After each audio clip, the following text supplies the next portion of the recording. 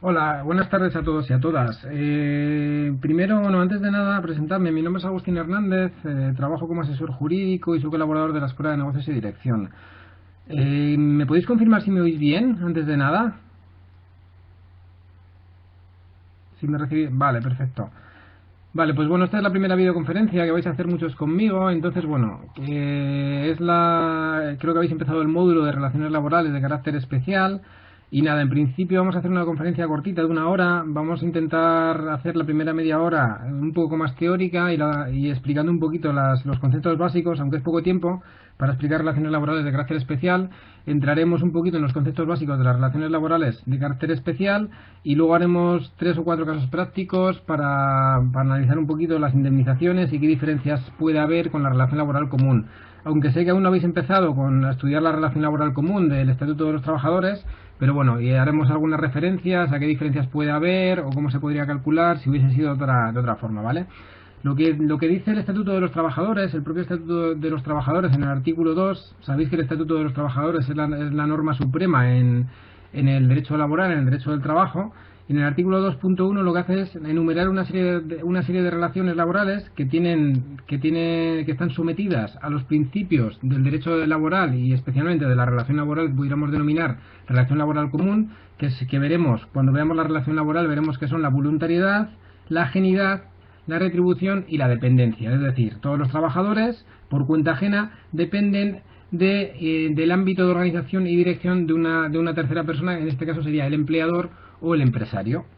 Entonces, lo que hace el Estatuto de los Trabajadores es enumerar una serie de relaciones laborales de carácter especial porque se considera que no cumplen todos los requisitos de manera exacta para ser encuadradas en el Estatuto de los Trabajadores. En el propio artículo 2 del Estatuto se enumeran estas relaciones laborales de carácter especial. En primer lugar, enumera la del personal de alta dirección.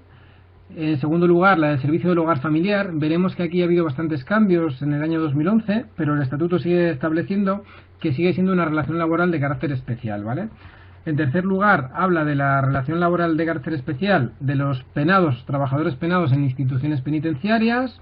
También tenemos la de los deportistas profesionales, los artistas en espectáculos públicos, la de los trabajadores que intervengan en operaciones mercantiles por cuenta de uno o más empresarios sin asumir el riesgo y ventura de ello, del negocio, por así decirlo, la de los trabajadores minusválidos que presten servicios en centros especiales de empleo, estibadores portuarios, y luego en el apartado I establece cualquier otro trabajo que sea expresamente declarado como relación laboral de carácter especial. Veremos que se incluyeron en los tiempos recientes 2 relaciones laborales de carácter especial, como son la de los abogados que prestan servicios en despachos profesionales y la de los médicos y enfermeros que hacen la residencia una vez que terminan la carrera y aprueban el examen de acceso para al organismo público correspondiente, ¿vale? Pues sin más, empezamos con la primera relación laboral de carácter especial, que sería la del personal de alta dirección. Todas estas relaciones laborales, la particularidad que tienen es que en algunos casos se les va a aplicar el Estatuto de los Trabajadores con carácter supletorio, siempre y cuando el decreto que la regula no establezca una determinada regulación. La particularidad que tienen es que todos tienen una normativa específica, es decir, todos están regulados por una ley específica, por un decreto específico o por una norma específica. El personal de alta dirección estaría regulado específicamente por el Real Decreto 1382 barra 1985 del 1 de agosto. Como veis, es un decreto bastante antiguo, es de hace casi 30 años, pero sigue estando esta relación laboral con carácter especial. Ha sufrido alguna modificación, pero tampoco ha sufrido demasiadas modificaciones y no ha sido muy cambiada, ¿vale? ¿Qué podríamos denominar, a qué nos referimos cuando hablamos de relación laboral del personal especial, del personal de alta dirección?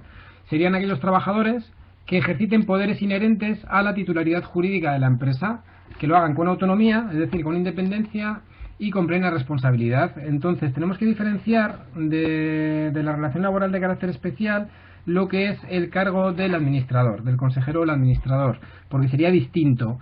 No implica que un trabajador o un trabajador que sea al mismo tiempo consejero o administrador de una empresa vaya a ser directamente, vaya a estar encuadrado como personal de alta dirección, porque puede ocurrir que tengamos un trabajador contratado únicamente como administrador de la empresa, pero no haga funciones directamente de la empresa que impliquen el ejercicio de la titularidad jurídica de la empresa. Es decir, el personal de alta dirección está sometido a sus superiores, a los miembros del Consejo de Administración de la empresa o a los superiores, ¿vale?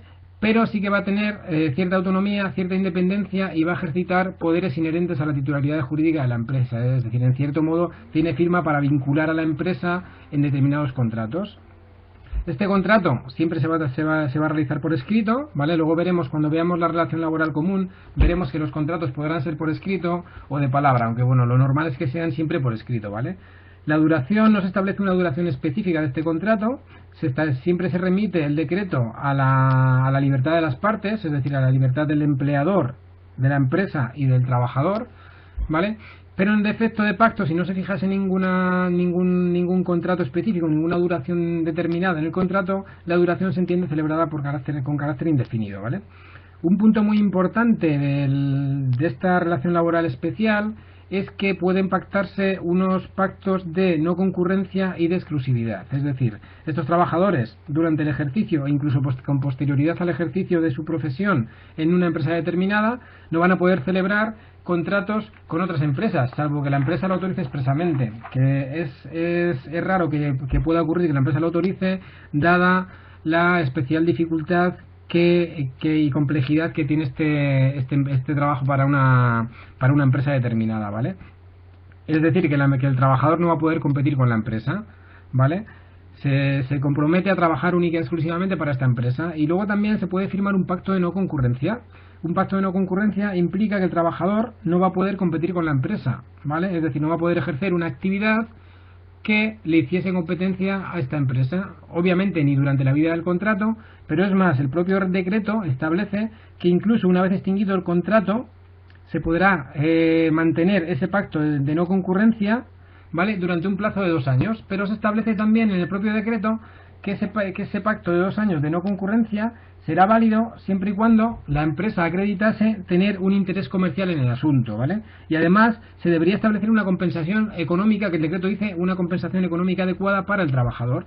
Nos dice eso, pero tampoco nos dice cuál es el tipo de compensación económica que se tiene que establecer, ¿vale? No establece si tiene que ser una mensualidad, 2 mensualidades, una cuantía determinada o no una cuantía determinada, ¿vale? Con respecto al salario, a la retribución, como comentábamos antes, este es un trabajo por cuenta ajena que está sometido a la voluntariedad, ajenidad, dependencia y obviamente retribución. Es un trabajo que tiene que estar retribuido, es un contrato oneroso, obviamente. Y con respecto al salario, al tiempo de trabajo, estamos siempre a la voluntad de las partes, es decir, a lo que pacten las partes. Aunque los trabajadores aquí sí que estarían sometidos en cierto modo al Estatuto de los Trabajadores, porque tendrían las garantías mínimas establecidas en el propio Estatuto de los Trabajadores para las relaciones laborales comunes, ¿vale? Y el último apunte que quería hacer es en relación a la extinción del contrato de trabajo, porque la extinción de las relaciones laborales especiales, la extinción del contrato de trabajo difiere mucho de la relación laboral común. En la extinción del contrato de trabajo, para que pueda extinguirse este contrato por causa imputable al trabajador, es decir, que el trabajador pueda optar por dimitir del trabajo y se quiera marchar, tendrá que preavisar con una antelación mínima de 3 meses, ¿vale? En relación laboral común, ese preaviso mínimo que establece el Estatuto de los Trabajadores para los contratos indefinidos o para los contratos temporales que tengan una duración superior a 1 año es de 15 días. En este caso serían 3 meses e incluso se puede pactar en contrato una duración de un preaviso mayor, de 6, incluso podría llegar a 6 meses si se hubiese pactado por contrato. Y en este caso el trabajador podría tener derecho a las indemnizaciones pactadas, ¿vale? Esto es diferente también a lo que establece la relación laboral común. ¿Por qué? Porque en el derecho del trabajo, en la relación laboral común, el propio Estatuto de los Trabajadores no establece ningún tipo de indemnización cuando un trabajador por cuenta ajena dimite de su contrato. Lo único a lo que va a tener derecho un trabajador cuando dimite y cuando él deja la empresa es a las partes proporcionales de sus pagas extraordinarias y las vacaciones no disfrutadas en su caso, pero no va a tener derecho a indemnización. En este caso sí que se pueden pactar en contrato indemnizaciones. También cabría lo que llamamos la extinción indemnizada del contrato de trabajo o la resolución contractual. Es decir, el trabajador podría alegar que el empresario ha cometido un incumplimiento grave y culpable y podría pedir judicialmente la extinción indemnizada de su contrato de trabajo, ¿vale? Y luego hay un segundo tipo de extinción específico, ¿vale? Que es que el empresario también va a poder extinguir este contrato por su propia voluntad, siempre y cuando preavise con al menos 3 meses de antelación, o 6 meses si se hubiese pactado en contrato este preaviso, ¿vale? Y el trabajador en este caso tendrá derecho a percibir la indemnización pactada, y el empresario tendrá la obligación de abonar al trabajador esta indemnización que estuviese pactada. En defecto de pacto, es decir, si no se hubiese pactado ninguna cuantía para la extinción del contrato por voluntad del empresario, en ese caso la indemnización mínima sería de 7 días por año, ¿vale? El trabajador siempre va a poder impugnar esta decisión ante la jurisdicción laboral, ¿vale? Y aquí también hay una pequeña diferencia. El trabajador puede impugnar esta decisión ante la jurisdicción laboral y podrá pedir bien la nulidad o bien la improcedencia del despido. Pero en el caso de la improcedencia del despido, en lugar de los 33 días por año con 24 mensualidades que rigen en la relación laboral común desde la última reforma laboral, en este caso la indemnización por despido improcedente sería de 20 días de salario por cada año de trabajo con el límite máximo de 12 mensualidades, ¿vale? Y estas serían un poco muy rápido las notas básicas de la relación laboral de carácter especial del personal de alta dirección.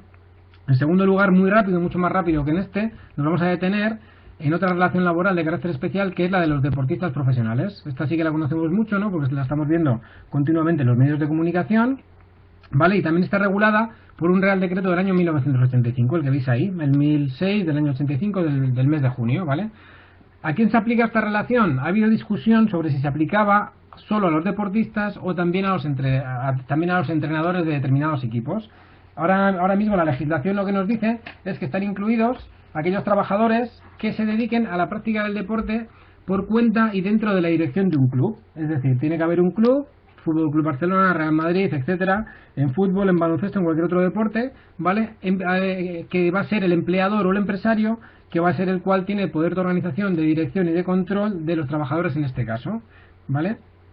No estarían incluidos, sería una exclusión, es decir, no se aplicaría esta relación laboral a aquellos trabajadores que solo perciban una compensación por los gastos derivados de la práctica deportiva, ¿vale? Os decía antes que había discusión sobre si los entrenadores formaban parte o podían estar incluidos en esta relación o no.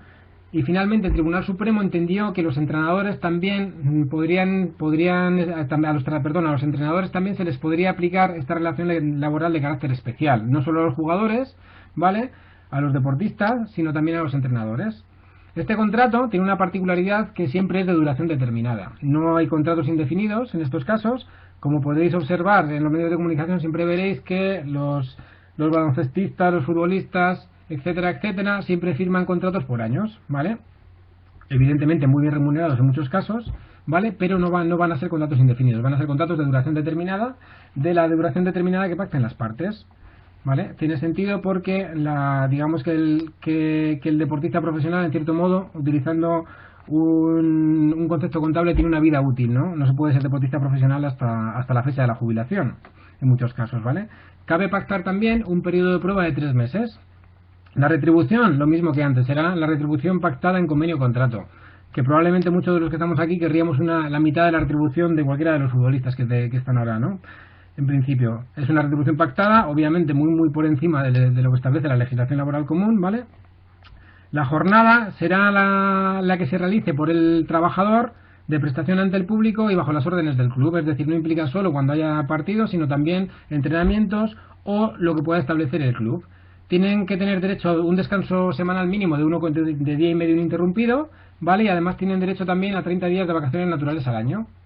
¿Vale? Que habría también habréis oído hablar mucho del tema de las cesiones. Caben cesiones temporales, es decir, que un trabajador, en este caso un deportista profesional, se vaya de un club a otro y que la empresa pueda percibir una compensación económica X. Entonces, si hay compensación económica, el trabajador tendría también derecho a percibir un 15% de esa compensación económica que va a tener su club original, ¿vale?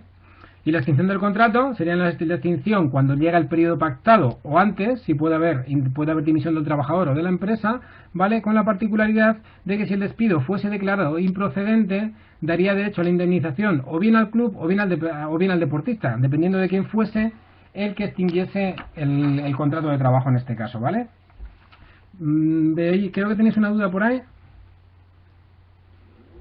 Me preguntaba un compañero si entonces serían todos los entrenadores profesionales de todos los deportes. Sí, pero siempre y cuando se estén contratados por un club determinado, ¿vale? Por un club que aplique la relación laboral de carácter especial.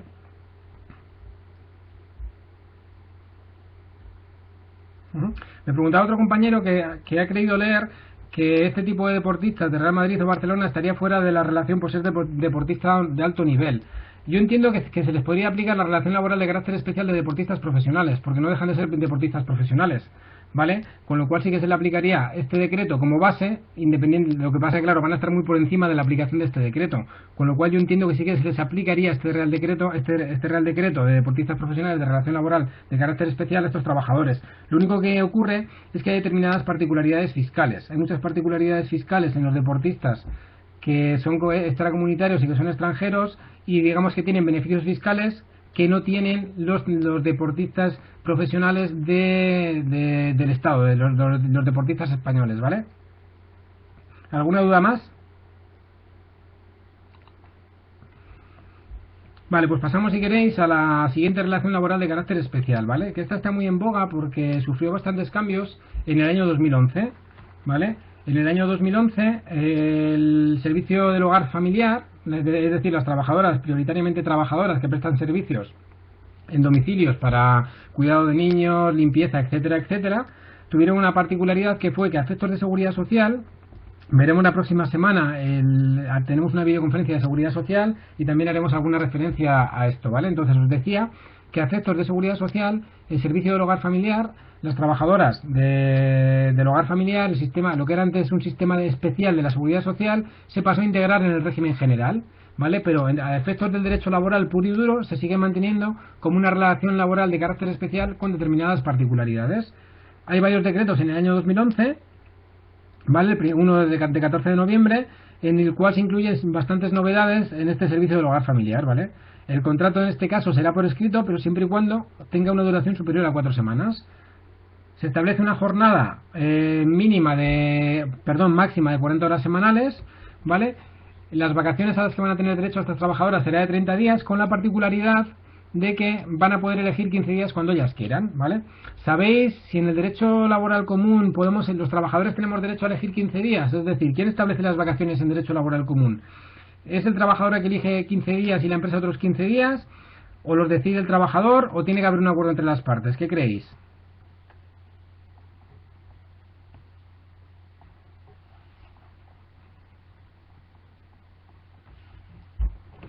Me los preguntaba esto porque hay una particularidad curiosa en el servicio del hogar familiar, ¿vale? Efectivamente, como comenta la compañera, las vacaciones normalmente, si no está pactado por convenio colectivo, las vacaciones las decide siempre la empresa, ¿vale? En función del poder de organización y dirección, ¿vale? Salvo que en el convenio colectivo se pacte que se puedan elegir 15 días por parte del empresario o 15 días por parte del trabajador. Lo que nos viene a decir el Estatuto de los Trabajadores es que tiene que haber acuerdo entre las partes, ¿vale? En defecto de acuerdo, quien va a decidir va a ser la empresa en función del poder de organización y de dirección, ¿vale?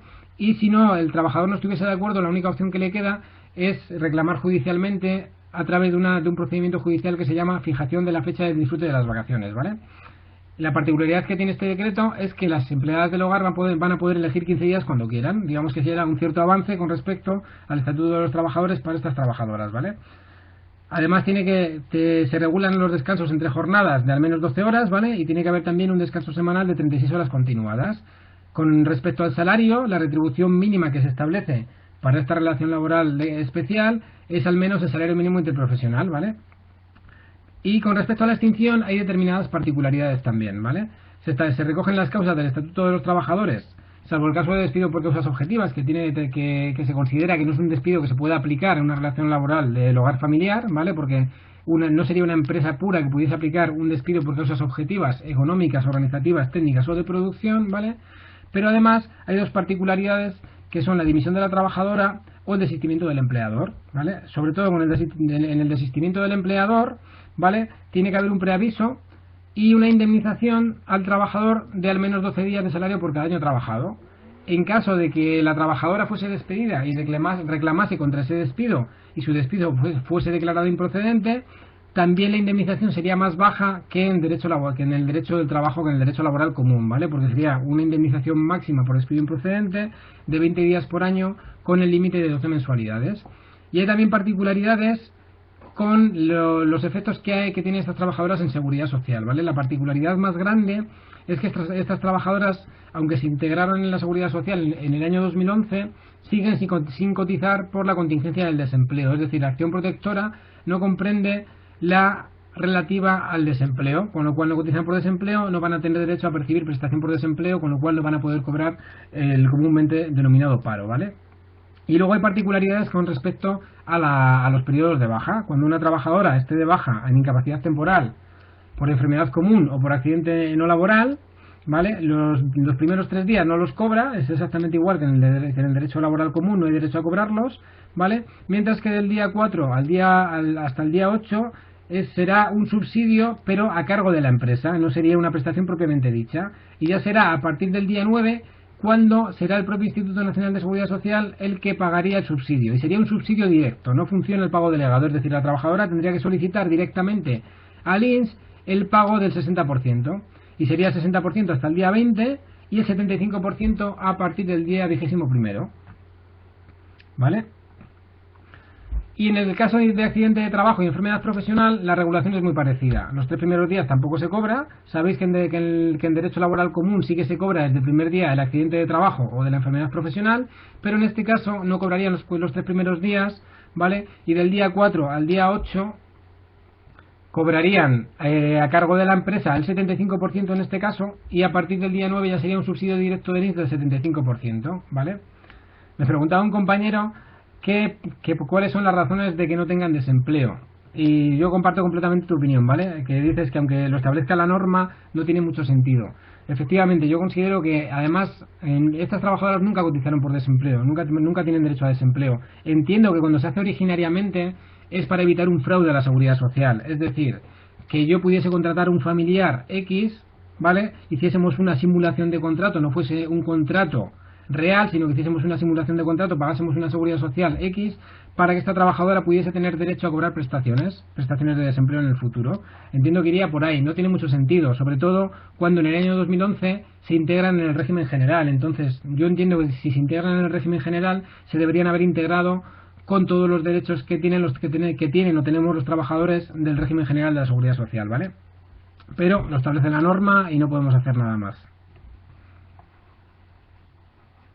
Tengo una compañera que no puede ser que el legislador esté pensando siempre en los fallos del sistema.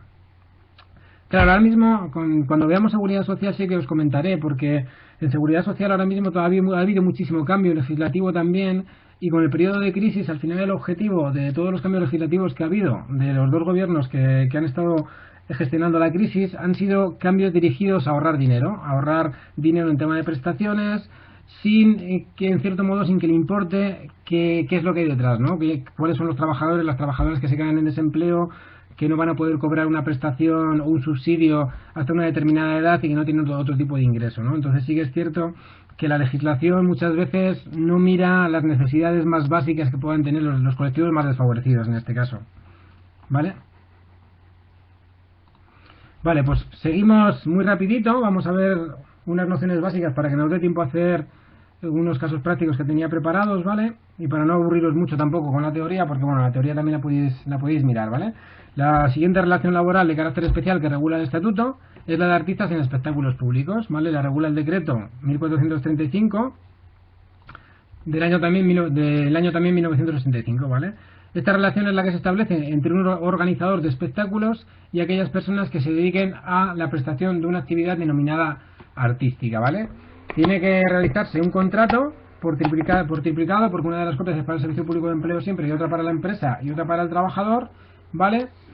Y además se puede establecer un periodo de prueba que va a depender de la duración del contrato. En los contratos que tengan una duración superior a 10 días, se puede establecer un periodo de prueba de 5 días, de 10 días o de 15 días, dependiendo de cuál sea la duración del contrato del trabajador. 5 días para contratos inferiores a 2 meses, 10 días para contratos inferiores a 6 meses y 15 días para el resto, ¿vale? El contrato podrá ser indefinido, podrá ser temporal. Lo normal es que los contratos sean temporales. Puede haber contratos indefinidos, pero no es lo más normal en este ámbito, ¿vale? Lo más normal es que sean contratos temporales. La retribución será la que se pacte en el convenio del contrato, ¿vale? La jornada comprenderá las jornadas de actividad pública, es decir, de cuando se haga la performance, y además también los ensayos. Y tiene que haber un descanso semanal de al menos día y medio ininterrumpido. Claro, en estos casos es difícil que el descanso semanal coincida con sábado y el domingo, porque muchas veces las representaciones que hacen los artistas coinciden en sábados y en domingo, pero se tiene que garantizar al menos ese descanso semanal de día y medio ininterrumpido, ¿vale? Las vacaciones también tendrían que ser de 30 días naturales, es lo mismo que tenemos los trabajadores sometidos al Estatuto de los Trabajadores, ¿vale? Y en cuanto a la extinción, también hay una serie de particularidades, ¿vale? En la extinción también tiene que haber un preaviso del artista de 10 días, de 15 días o de 30 días, dependiendo de la duración del contrato, al igual que en el tema del periodo de prueba, ¿vale? Y en aquellos contratos que hubiesen tenido una duración superior a un año, el trabajador tendrá derecho a una indemnización de 7 días por cada año trabajado, ¿vale? Y estas serían las nociones básicas de la relación laboral especial de los artistas en espectáculos públicos, ¿vale?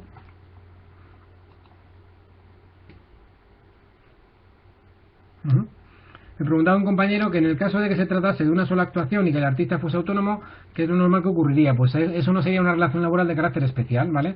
Ahí entraríamos ya en lo que es la diferenciación entre relación laboral y relación mercantil, ¿vale? Muchas veces veremos, cuando hagamos la videoconferencia de contratos, antes de entrar en los contratos propiamente dichos, veremos lo que es la relación laboral, el contrato de trabajo puro y duro, ¿vale? Y analizaremos un poco cuáles son las notas esenciales del contrato de trabajo, que es un poco lo que he comentado al principio, ¿vale? La ajenidad, la retribución, la dependencia, y dónde está la línea divisoria entre qué es una relación laboral y qué es una relación mercantil, ¿vale? Que es un poco lo que tú estás comentando.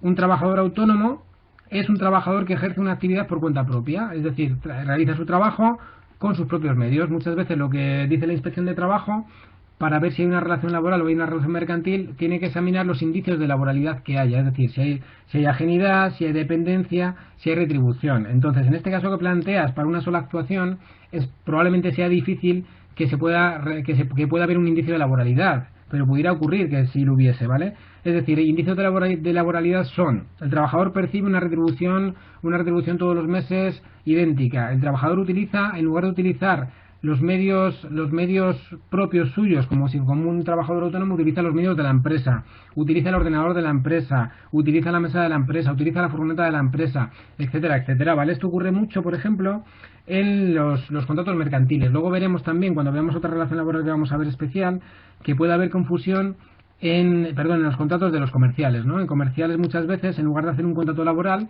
se realiza un contrato mercantil. Pero claro, ¿cuál es la línea divisoria? Muchas veces es difícil de saber si es un contrato laboral o es un contrato mercantil. Muchas veces a las empresas le interesa más un autónomo, porque no tiene que pagar la seguridad social del trabajador y lo hace directamente el autónomo, que un propio contrato de trabajo, ¿vale? Que es un poco lo que planteabas. Vale, pues otra relación laboral que tenemos, muy rapidita, ¿vale? Está recogida por una ley orgánica, en este caso del año 79, y por un decreto del año 2001 que la viene a modificar y a complementar, ¿vale? Es la de aquellos trabajadores que estuviesen en la cárcel, ¿vale? Los internos que están cumpliendo una pena de privación de libertad y que realizan actividades en talleres de los centros penitenciarios. ¿Cuál es la finalidad de esta realización de esta actividad? No es otra que preparar a los trabajadores para una futura inserción laboral para preparar a los internos para una futura integración laboral. El objetivo es que puedan tener una integración laboral cuando salgan de la cárcel y que haya una resocialización, ¿no? En el derecho penal, uno de los principios básicos que regulaban el derecho penal es la resocialización del reo, ¿no? Entonces uno de los objetivos es que los trabajadores puedan adquirir la práctica necesaria para poder desempeñar un puesto de trabajo una vez que salgan de la cárcel, ¿vale? La retribución se va a fijar, aquí no estaríamos hablando de un límite mínimo, el salario mínimo interprofesional, ¿vale? Sino que se va a fijar en función del rendimiento normal de la actividad y del horario de trabajo. El trabajador que esté en una institución penitenciaria también va a tener derecho a un descanso de día y medio a la semana, ¿vale? Que en este caso sí que normalmente va a tener que coincidir con la tarde del sábado y el domingo, como ocurre en la relación laboral común, ¿vale? Y tiene una particularidad, es que a efectos de jornada y de permisos va a tener derecho a permisos, pero estos permisos no son retribuidos, ¿vale? Si solicita algún permiso no serían retribuidos. El contrato se extingue, obviamente, por la excarcelación, ¿vale? Es decir, cuando acabe su pena privativa de libertad y sea liberado, ¿vale? Por contratación del exterior, en algunos casos, que pueda ocurrir que no haya terminado su pena, pero la pueda compatibilizar, ¿vale? Por razones de tratamiento, en algunos casos, trabajadores, en estos casos, estos trabajadores que son internos de un centro penitenciario puedan tener que sufrir algún tipo de tratamiento por VIH, etcétera, etcétera, ¿vale? O por traslado a otro establecimiento penitenciario, o incluso también por razones disciplinarias, es decir, se le puede hacer un despido disciplinario alegando incumplimiento grave y culpable del trabajador, ¿vale? Los trabajadores son dados de alta en la Seguridad Social, ¿vale? Estarían incluidos en el régimen general de la Seguridad Social, pero la acción protectora comprendería todo, ¿vale? Salvo el desempleo, que lo cobrarían a la salida, y salvo la incapacidad temporal por contingencias comunes, la incapacidad temporal, es decir, la baja por contingencias comunes. Sí que tendrían cubierta la incapacidad temporal por accidente de trabajo, pero no la baja por contingencias comunes, es decir, por accidente no laboral o por enfermedad común, ¿vale? Y luego hay una diferenciación que se hace también con aquellos trabajadores que no están internos en un centro de trabajo, sino que han sido sentenciados a una pena de trabajo en beneficio de la comunidad. En este caso también se hace un contrato de trabajo con la entidad en la que van a prestar esta prestación social sustitutoria, por así decirlo, ¿vale? Pero solo van a tener protección por accidente de trabajo y enfermedad profesional, ¿vale? Veía una pregunta por ahí. Sí, están excluidos de desempleo, de prestación por desempleo mientras están en la cárcel, ¿vale? Pero la van a poder pedir cuando salgan de la cárcel, ¿vale? Además hay una renta activa de inserción para excarcelados también, que podrían pedir en algún caso, que es un subsidio por desempleo, que van a poder pedir los trabajadores que salen de la cárcel a efectos de su resocialización, independientemente de que hubiesen hecho un trabajo dentro de la cárcel o no, ¿vale? Los trabajadores que hubiesen hecho un trabajo dentro de la cárcel sí que podrían pedir la prestación, ¿vale? El resto va a poder pedir un subsidio por desempleo, no una prestación, ¿vale? Vale, y nos metemos con los representantes de comercio, ¿vale? Que esto lo enlazo con la pregunta que hacía antes Pablo con respecto al contrato mercantil y el contrato laboral.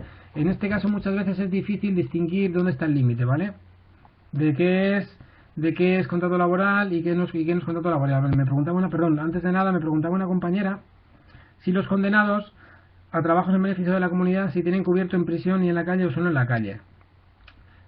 Nada, te cuento, los trabajadores que tienen una condena de beneficio de la comunidad, en beneficio de la comunidad normalmente no entran en la cárcel, ¿vale? Con lo cual ellos están dados de alta en una empresa determinada o en una organización determinada a efectos laborales para cumplir esa determinada actividad, ¿vale? Como la pena que le ha impuesto el juez, pero que no han entrado en la cárcel, ¿vale? Vale, os decía los representantes de comercio. Es otra relación laboral de carácter especial, específica también, ¿vale? Que a veces es muy difícil discernir de algún contrato mercantil o de algún contrato por cuenta ajena, ¿vale? Está regulado en un decreto del año 85 también, ¿vale? Y en este caso, el representante de comercio o mediador se obliga, es cuando este trabajador se obliga con uno o más empresarios a concertar operaciones mercantiles por cuenta de estos empresarios, pero no asume el riesgo y la aventura en tales operaciones, ¿vale? La diferencia con un autónomo, un trabajador que tuviese un contrato mercantil y fuese autónomo, es que sí podría asumir el riesgo y aventura de estas operaciones, ¿vale? Se suele confundir este contrato con el contrato de agencia, el contrato mercantil de agencia, en virtud del cual un trabajador o una empresa realiza una actividad determinada para otra empresa, digamos que sería en una sede, una agencia determinada, ¿vale? Pero lo mismo que si se asumiría en ese caso el riesgo de las operaciones. En este caso el trabajador sería un trabajador por cuenta ajena y el riesgo de esas operaciones que puedan salir mal sería de la empresa y no del trabajador. Esa sería la diferencia fundamental con el contrato de agencia, ¿vale?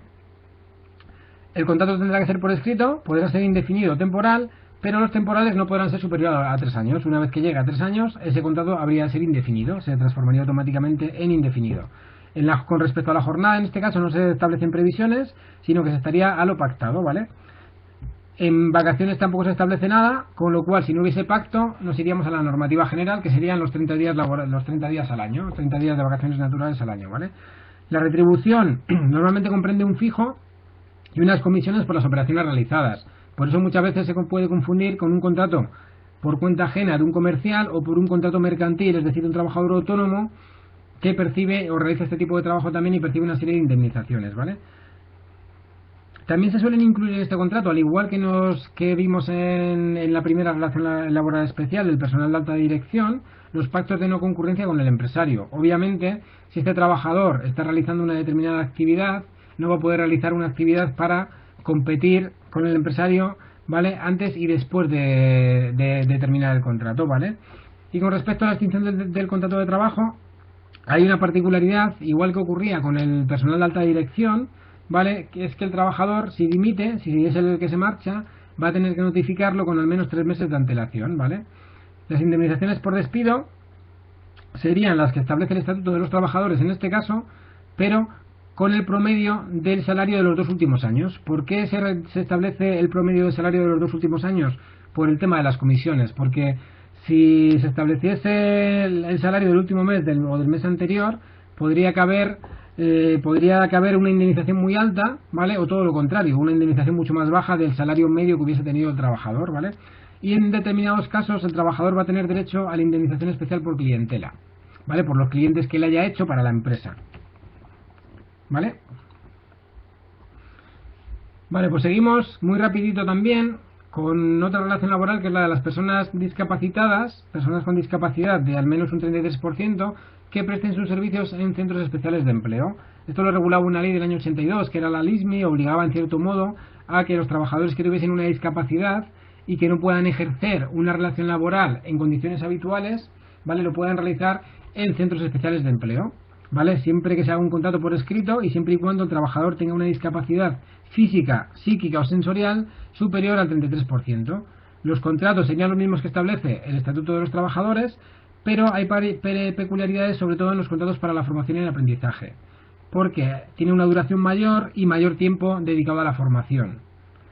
El contrato para la formación y el aprendizaje de la relación laboral común te establece un mínimo de un 75% durante el primer año de trabajo y el resto tendría que dedicarse a formación del trabajador, ¿vale? Y durante el segundo y el tercer año un 85%. En el caso de las personas discapacitadas que prestan servicios en centros especiales de empleo, ese tiempo, esa actividad dedicada a la formación tendría que ser más tiempo que el que establece en la legislación laboral común, ¿vale? Los salarios que se establecen son los mismos que establece el Estatuto de los Trabajadores, ¿vale? Con lo cual nos iríamos al mínimo del salario mínimo interprofesional, ¿vale? Pero sí que cabe pactar un contrato de bajo rendimiento, ¿vale? ¿Qué es esto del contrato de bajo rendimiento? Es cuando aquellos trabajadores tengan una discapacidad tan alta, tan grave, física, psíquica o sensorial, ¿vale?, que haya sido constatado por un equipo multidisciplinar, psicólogos, pedagogos, trabajadores sociales, etcétera, etcétera, ¿vale? Se va a poder practicar a este trabajador una reducción del 25% del salario, ¿vale? ¿Por qué? Porque se sobreentiende que no va a poder rendir como el resto de trabajadores, y por eso es por lo que se puede pactar un contrato a bajo rendimiento, ¿vale? Estos trabajadores tienen determinadas protecciones, no van a poder realizar horas extraordinarias, ¿vale? Van a tener derecho a 10 permisos retribuidos en un semestre para tratamientos de rehabilitación que puedan utilizar, ¿vale? Y con respecto a la extinción, se aplica el Estatuto de los Trabajadores, las causas que establece el propio Estatuto de los Trabajadores, salvo en el despido por causas objetivas, en el cual hay determinadas particularidades y se va a requerir siempre también un informe del equipo multidisciplinar, ¿vale?, en determinados casos de los despidos por causas objetivas. Y van a gozar las empresas de los centros especiales de empleo de beneficios de contratación y de cotización a la Seguridad Social, ¿vale? No se va a cotizar a la Seguridad Social como se cotiza en la relación laboral común, ¿vale?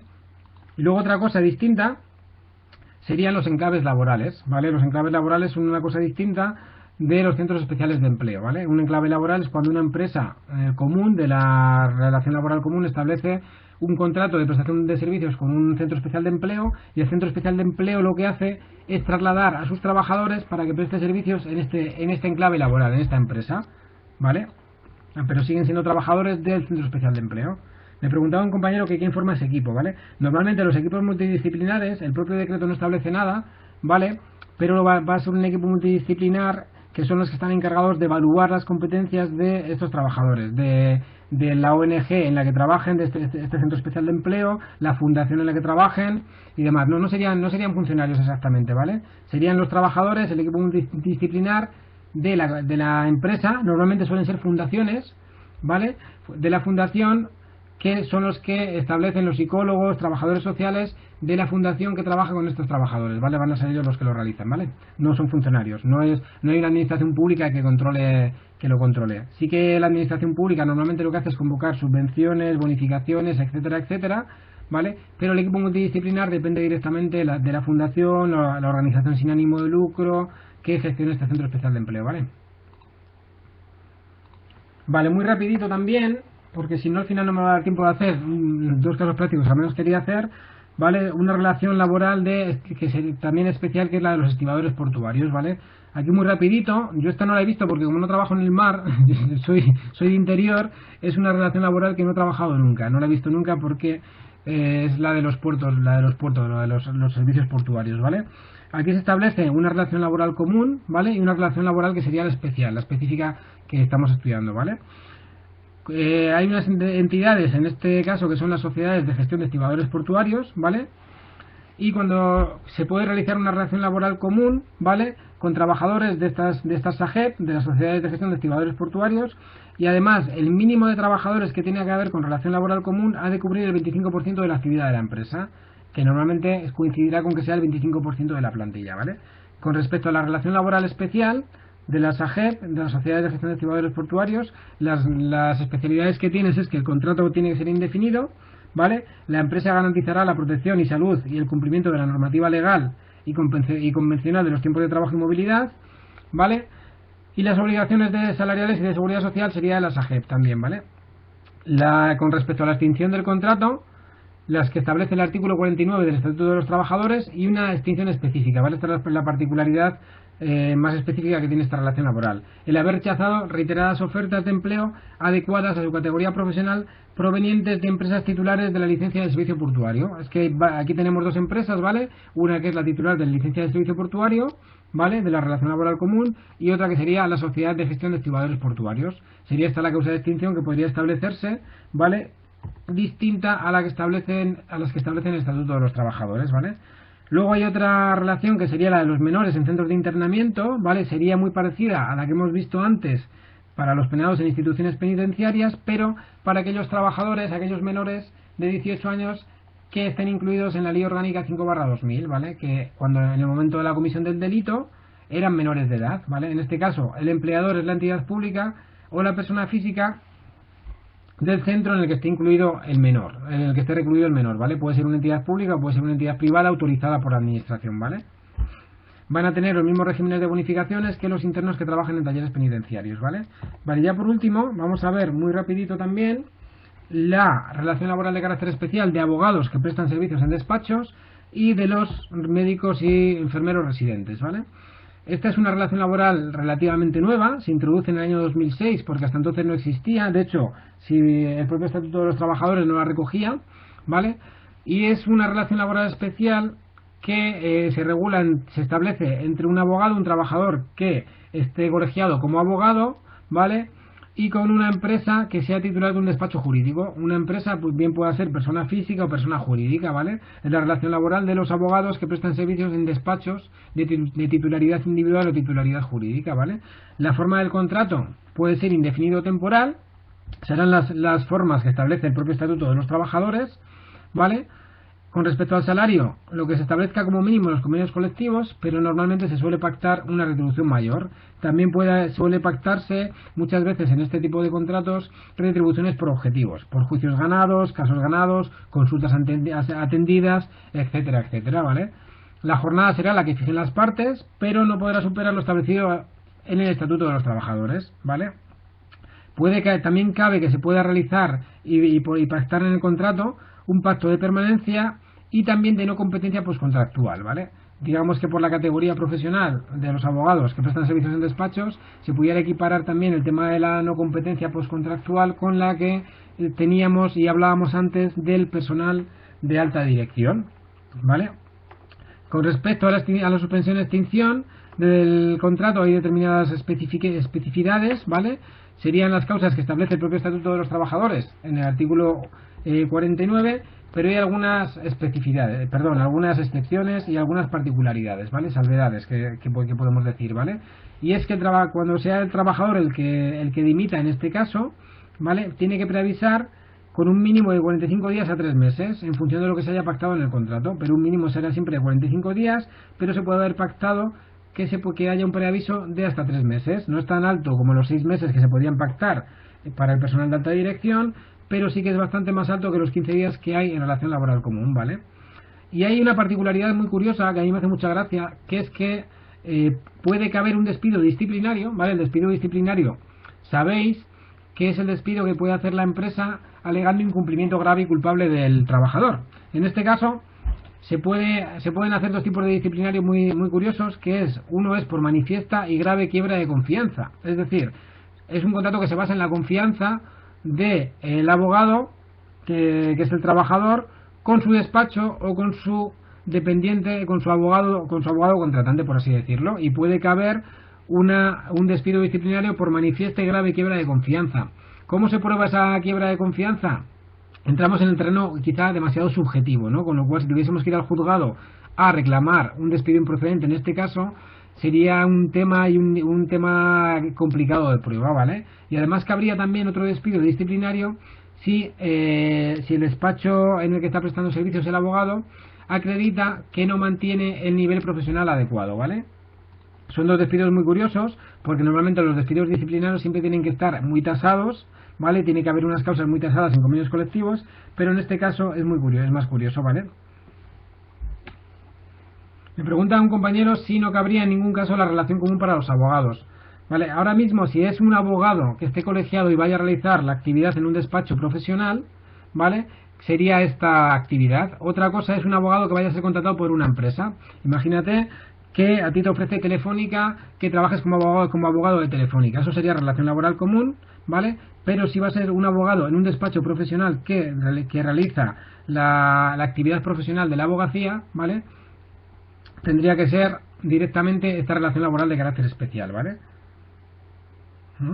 Vale, y me preguntabas también si se hacía extensible a un licenciado en Derecho que no ejerza como abogado, sino como asesor fiscal, por ejemplo. En principio entiendo que no, porque habla de abogado colegiado, ¿vale? Yo soy abogado, ¿vale? Pero para poder ejercer como abogado tengo que además de ser licenciado en Derecho, tengo que estar colegiado en el colegio de abogados, ¿vale? En este caso podrías estar colegiado en un colegio de asesores fiscales, ¿vale? Pero no sería esta relación laboral especial, ¿vale? Y me preguntaba otro compañero si el empresario debería ser abogado, y si trabaja como abogado para una empresa, si sería relación laboral común. Vale, sí, es un poco lo que te he dicho antes, ¿vale? Sería relación laboral común si trabaja para una empresa, ¿vale? Pero si es para un servicio, para un despacho profesional, sería relación laboral de carácter especial, ¿vale? Y sí que debe ser abogado, ¿vale? Tiene que ser abogado porque abogado colegiado, ¿vale? Para poder ejercer la abogacía sabéis que tenemos que estar colegiados en un colegio de abogados, ¿vale? Vale, ya para terminar, y que nos dé tiempo de hacer un par de casos prácticos muy rapiditos, ¿vale? Y no agobiaros mucho, vamos a ver la relación laboral especial de los especialistas en ciencias de la salud, es decir, lo que comúnmente se conoce como la residencia. También es una relación laboral especial de relativamente nueva creación, por así decirlo, ¿vale? Del decreto que veis ahí del año 2006, ¿vale? Aquí lo que se pacta es una jornada, la particularidad que tiene es que hay una jornada con una duración máxima de 37 horas y media semanales. Eso es en teoría, ¿vale? Porque si tenéis amigos o amigas médicas o médicos, enfermeros, sabéis que muchas veces hacen hasta 60 horas semanales, ¿no? Muchas veces, en muchos casos, ¿vale? Tiene que haber un mínimo de 12 horas entre una jornada y la siguiente, ¿vale? Y luego viene aquí la particularidad de las guardias, ¿vale? Que es cuando con el tema de las guardias se van a poder hacer bastantes más horas de las que se establecen a la semana, ¿vale? Pero se supone que el residente no va a poder hacer más de 7 guardias al mes, ¿vale? Lo que ocurre normalmente es que los residentes son los que hacen todas las guardias, ¿vale? Son los últimos en llegar y muchas veces van a ser los que hacen todas las guardias, ¿vale? La duración del contrato, en este caso, ¿vale? Una vez que un médico aprueba el MIR, supuestamente es una duración de 4 años, ¿vale? Pero en principio le dura un año y ese contrato es prorrogable al año siempre y cuando al final de ese año haya obtenido una evaluación positiva del Comité de Evaluación de la Especialidad, ¿vale? Con respecto a permisos y vacaciones, nos remitimos a lo que establece el propio Estatuto de los Trabajadores, ¿vale? Y con respecto a las retribuciones, como entramos en un tema de funcionarios públicos, por así decirlo, porque los médicos que sacan su oposición ya una vez que acaban la residencia pasarían a ser funcionarios, las retribuciones serían el sueldo de la cuantía equivalente del personal estatutario, del personal funcionario, ¿vale? Más un complemento de grado de formación, de atención continuada, un plus de residencia y 2 pagas extraordinarias del sueldo más el complemento de formación, ¿vale? Esto suele ser muy poco dinero, ¿vale? En bruto suelen ser unos 900, 950, unos 1000 euros, ¿vale? Y con lo cual los residentes, al final, de donde sacan realmente un salario medianamente digno es de la realización de guardias, ¿vale? A la extinción del contrato, ¿vale?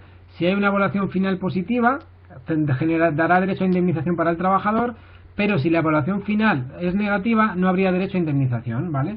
Y también cabe la extinción por renuncia del trabajador, ¿vale? Y podría ocurrir un despido objetivo.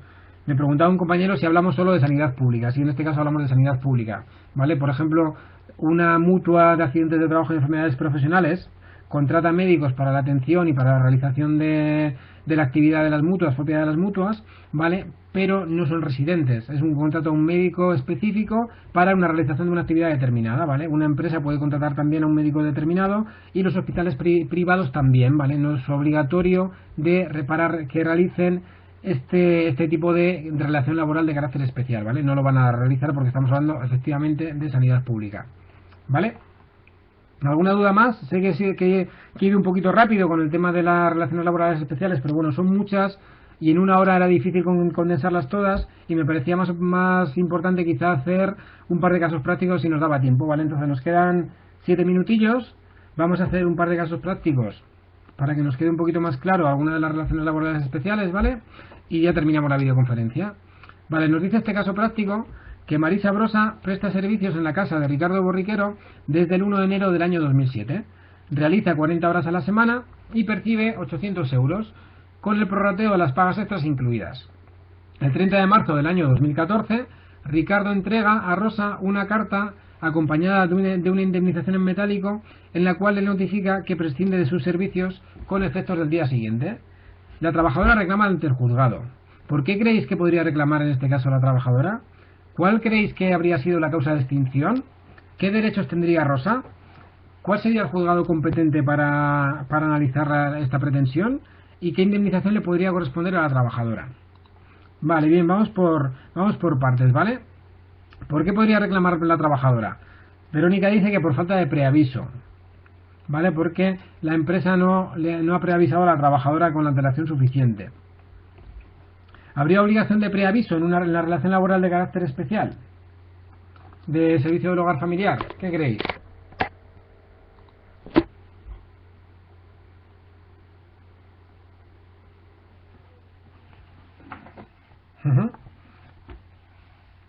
El propio decreto no regula específicamente, ¿vale? Pero si la duración es superior, efectivamente tendría que haber un preaviso. Pero además de la omisión de un preaviso, ¿vale?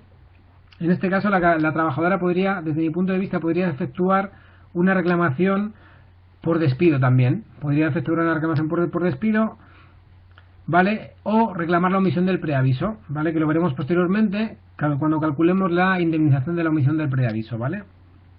Me dice una compañera que si supone inseguridad jurídica. En cierto modo podría suponer inseguridad jurídica. Lo que pasa es que hay una modalidad que vamos a ver, que es la extinción del desistimiento del empleador. Efectivamente, como comenta Pablo, si podría ser un desistimiento, ¿vale? Es lo que vamos a analizar con posterioridad. Si sería un desistimiento o no un desistimiento, ¿vale? Luego veremos esa particularidad, ¿vale? Yo entiendo que la trabajadora podría reclamar por despido, podría alegar que el empresario ha incumplido las obligaciones legales y que le ha generado cierta indefensión, porque la trabajadora realmente, el supuesto no nos dice porque ha sido despedida y en cierto modo la trabajadora no sabía qué tenerse a la hora de efectuar la reclamación, ¿vale? Porque aquí nos dice, en principio, el supuesto nos dice que le entrega una carta, ¿vale? En la que le acompaña una indemnización en metálico, ¿vale? Entonces sí que así parece ser que se le ha entregado una carta a la trabajadora, ¿vale? No ha sido un despido verbal, ¿vale? Con lo cual en principio tampoco sabemos cuál sería esa carta, pero en la carta no nos dice si se alega un incumplimiento alguno o por qué se pudiese estar despidiendo a la trabajadora. Entonces pudiésemos estar ante un despido disciplinario y el el empresario pudiese haber incumplido lo que establece en la normativa, ¿vale? Y efectivamente, por otro lado, también podría no reclamar el despido o reclamar la indemnización por la omisión del preaviso, ¿vale?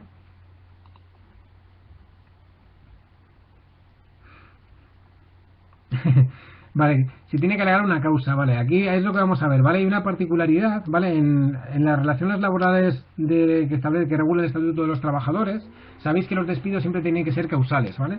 El despido, cualquiera que sea el tipo de despido, siempre va a tener que haber una causa, el despido es eminentemente causal, ¿vale? Aquí hay una particularidad que es el desistimiento del empleador, ¿vale?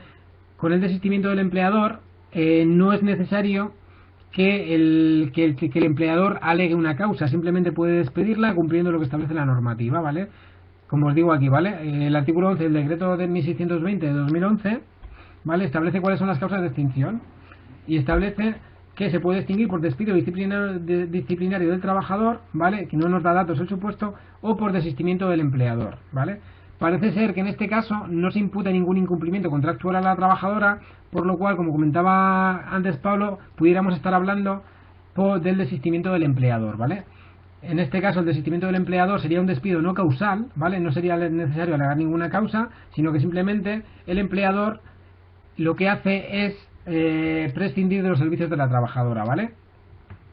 ¿Cuál sería la indemnización que le tendría que pagar el empleador a esta trabajadora? Por una omisión de perdón, no por la omisión de preaviso, por un despido por dimisión del empleador.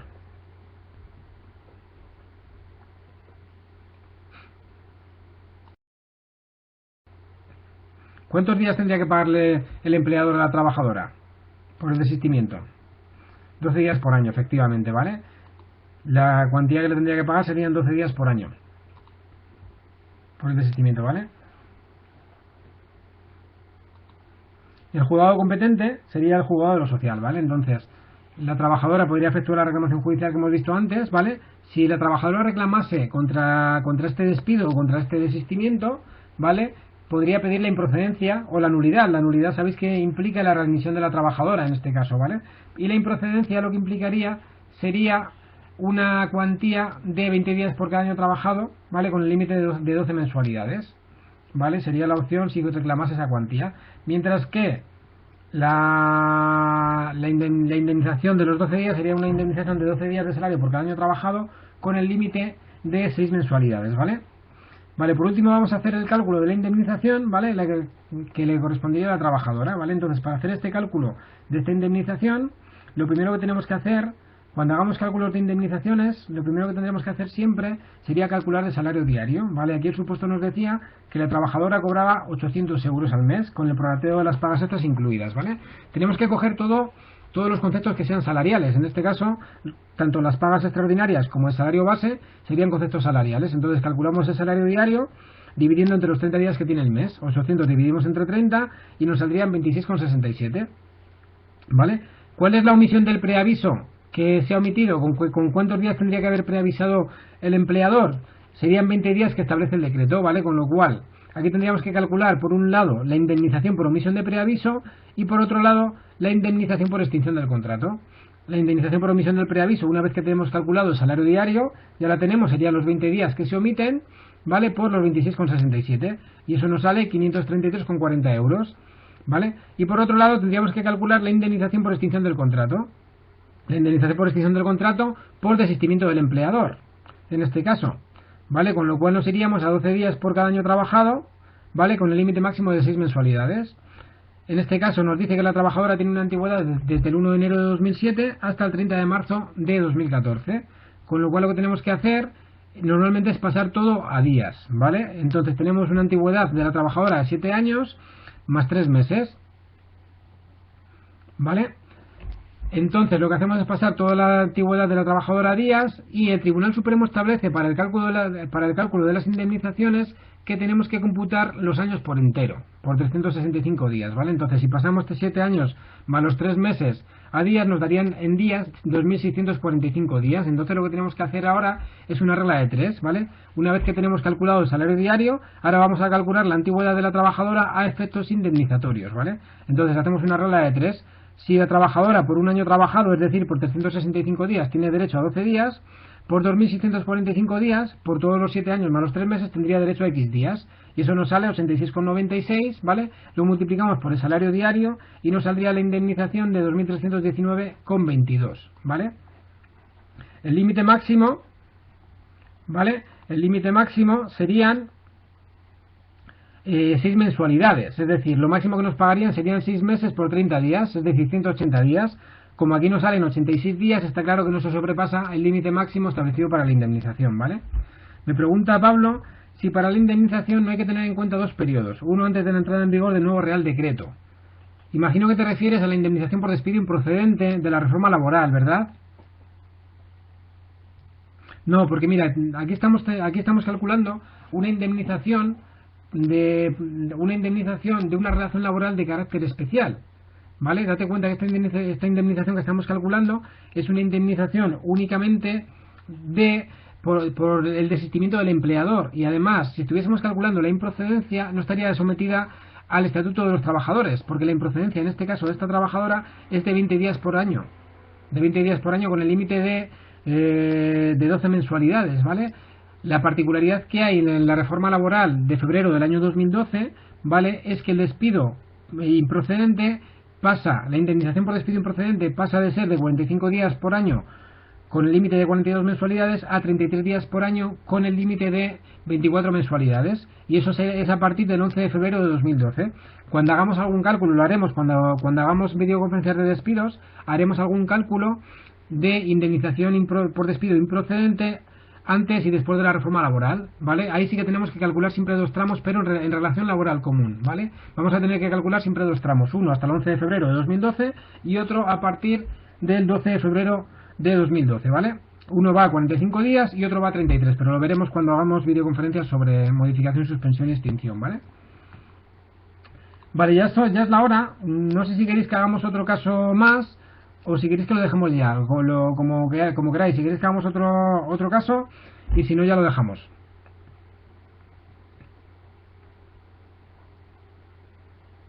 Vale, me preguntaba una compañera si al trabajador no le interesaría reclamar por no comunicar con preaviso. Puede reclamar también, en cierto modo, ahí la nulidad o la improcedencia del despido que se ha incumplido el preaviso, pero es difícil, ¿vale? Porque sería un defecto formal, ¿vale? Es un defecto formal y lo que va a reclamar la trabajadora ahí va a ser la omisión del preaviso, que se la paguen. Se podría intentar reclamar un defecto formal que pudiese generar una nulidad y la trabajadora pudiese alegar indefensión, ¿vale? Pero no sería fácil, ¿vale? Vale, vamos a hacer uno muy rapidito, ¿vale? Ya terminamos, ¿vale? Hacemos el segundo caso. Nos dice segundo caso: don Jaime Lodrama tiene una relación laboral de carácter especial de alto cargo, personal de alta dirección, con la empresa Gestión Consulting SL, prestando servicios desde el 1 de enero de 2001, pero con fecha 30 de abril de 2014 se produce la extinción del contrato. Su retribución es de 5.051,77 euros al mes. Ya lo pilláramos nosotros, ¿verdad? Determinar los requisitos y consecuencias en el caso de que el contrato se hubiese extinguido por voluntad del trabajador. Calcular si procede la indemnización prevista para la extinción. Y en segundo lugar, determinar los requisitos y consecuencias en el caso de que el contrato se hubiese extinguido por voluntad del empresario. Calcular en este caso también si procede la indemnización prevista para la extinción, ¿vale? Recordad que cuando veíamos esta relación laboral especial, había opciones de que el trabajador dimitiese de la relación laboral, pero había unas particularidades, ¿vale? ¿Recordáis cuáles eran esas particularidades? Sobre todo en el tema de preaviso, ¿vale? Las consecuencias de la extinción de este contrato, cuando depende de la extinción es por voluntad del trabajador, el trabajador lo que tiene que hacer es preavisar con un mínimo de 3 meses o de 6 meses si se hubiese pactado en el contrato de trabajo, ¿vale? Si el contrato fuese por tiempo indefinido o si hubiese tenido una duración superior a 5 años, ¿vale? En caso de que no se preavise por parte del trabajador, el empresario podría reclamar el importe de los salarios correspondientes al periodo no preavisado, ¿vale?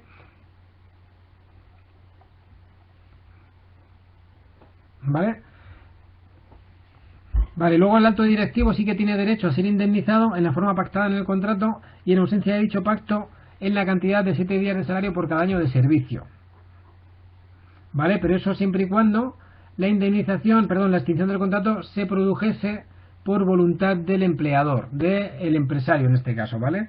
si es el trabajador el que se va, si no hay ningún pacto en contrato, en principio no tendría derecho a indemnización, ¿vale? Y ahora lo que hacemos va a ser que vamos a calcular la indemnización. Vamos a ver la diferencia que tenemos entre una indemnización de una trabajadora empleada del hogar y de un trabajador que es un personal de alta dirección, ¿vale? En este caso nos decía el supuesto que el trabajador tiene una indemnización de 5.051, perdón, un salario mensual de 5.051,77 euros, ¿vale? Si dividimos entre 30 días que tiene el mes, eso nos daría un salario diario de 168,39, que es casi lo mismo que tenía la trabajadora de empleada del hogar, ¿verdad? Y en ese caso, y además una vez que tenemos calculado el salario diario, tendríamos que hacer lo mismo que en el caso de la trabajadora del hogar, sería calcular la antigüedad de efectos indemnizatorios, ¿vale? En este caso, estamos suponiendo que hay una extinción del contrato del contrato de este trabajador, ¿vale? Por decisión de la empresa, con lo cual tendría derecho a 7 días de salario por cada año de servicio, ¿vale? Vamos a calcular la antigüedad que tiene el trabajador son 14 años y 4 meses, lo pasamos todo a días, eso nos daría 5.230 días, y como dice el Tribunal Supremo que tenemos que coger siempre 365 días y no 360 días, hacemos la misma regla de 3 que hicimos con el caso de la trabajadora empleada del hogar, ¿vale? Y decimos que si 365 días, es decir, un año, dan derecho al trabajador a 7 días de indemnización, 5.230 días darán derecho a X días, es decir, a 100,30 días, ¿vale? A efectos de cálculos indemnizatorios, cogemos siempre también los decimales, ¿vale? Aunque sean 100,30, vamos a coger decimales, con lo cual la cuantía de la indemnización en este caso serían 100,30 por 168,39, es decir, 16.889,52. Casi lo mismo que la trabajadora empleada del hogar, ¿verdad? Vamos a suponer que el trabajador hubiese reclamado contra el despido, ¿vale? Y el despido hubiese sido o se hubiese reconocido la improcedencia. En este caso, daría derecho a la improcedencia a 20 días de salario trabajado con un máximo de 12 mensualidades, ¿vale? Si lo veis aquí, ya teníamos calculada la antigüedad, tendríamos que haber hecho los mismos pasos que hicimos antes, ¿vale? Antes, en el supuesto anterior, teníamos 16.889 euros, ¿vale? Pero eran con una indemnización de 7 días. Si en lugar de 7 días calculásemos la indemnización por despido improcedente de 20 días, haciendo la misma regla de 3, serían 20 días en un año, en 365 días, perdón, y X días en los 5.230 días, en los 13 años y 4 meses, ¿vale? Eso nos darían 286 días a efectos indemnizatorios, ¿vale? Que estaría dentro del límite de los 12 meses, no lo superaría, y serían 48.255,52. La diferencia es sustancial, ¿verdad?